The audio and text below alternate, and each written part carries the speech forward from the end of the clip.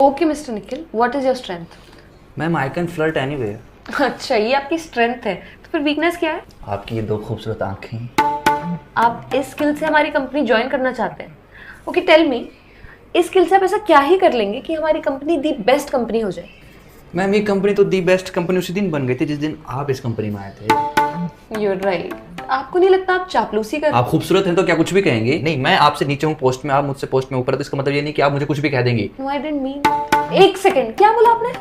वही जो इस कायनात का सबसे बड़ा सच है कि आप भला की खूबसूरत है, पर इसका मतलब ये नहीं कि इससे आपको ये हक मिल जाता है कि आप मुझे और मेरे इमोशंस को कुछ भी कह देंगी।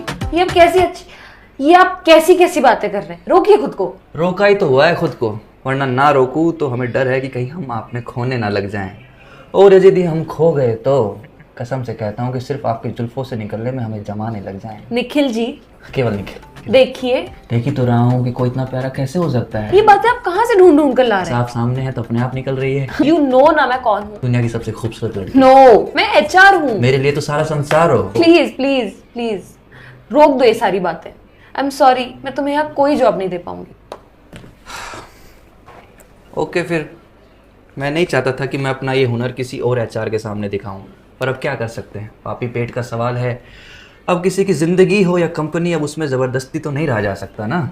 एक मिनट, तो ये सारी बातें तुम किसी दूसरी एचआर को मिलोगे उसे भी कहोगे? पता नहीं।